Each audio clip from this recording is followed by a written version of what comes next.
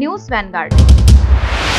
ফের বড়সড় অভিযানে গুলির লড়াইয়ে খতম মাওবাদী নেত্রী।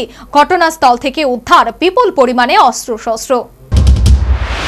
মাওবাদ মুক্ত ভারতের লক্ষ্যে আরো এক কদম নিরাপত্তা বাহিনী। শুক্রবার সকালে নিরাপত্তা বাহিনীর অভিযানে মৃত্যু হল এক মহিলা মাওবাদী নেত্রীর। শুক্রবার সকালে এই অভিযান চালানো হয় ছত্তিশগড়ের কাঙ্কির জেলায়। এই নিয়ে চলতি বছরের জানুয়ারি মাস থেকে এখন পর্যন্ত শুধুমাত্র বস্তান এলাকার মৃত্যু হল 213 মাওবাদী। উল্লেখ্য 2026 সালের মার্চ মাসের মধ্যে মাওবাদ মুক্ত ভারত গড়ার বার্তা দিয়েছেন স্বরাষ্ট্রমন্ত্রী অমিত শাহ।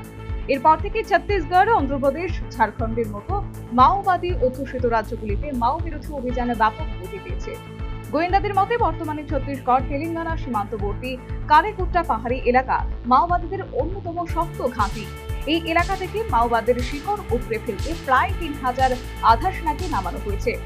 21 এপ্রিল থেকে ওই অঞ্চলে শুরু হয়েছে অভিযান। পাশাপাশি দেশের বাকি অংশেও লাগাতার অভিযান চালাচ্ছে নিরাপত্তা বাহিনী। সেই অভিযানে ফের সাফল্য। পুলিশের তরফে জানানো হয়েছে, গোপন সূত্রে খবর পেয়ে ছোটে বেথিয়া থানা এলাকায় অভিযানে নামে ডিআরজি, বিএসএফ ও পুলিশের যৌথ নিরাপত্তা বাহিনী। খবর ছিল কত্রী নদীর তীরে জঙ্গলে ঘেরা আমাতোলা ও কালপার গ্রামে লুকিয়ে রয়েছে বেশ কয়েকজন মাওবাদীর একটি দল। সেই মতো এলাকা ঘিরে শুরু হয় তল্লাশি। পিছু হাঁটার জায়গা না পেয়ে রীতিমতো কোণঠাসা হয়ে পড়ে। নিরাপত্তা বাহিনীকে লক্ষ্য করে গুলি চালাতে শুরু করে মাওবাদীরা। পাল্টা জবাব দেয় বাহিনীও।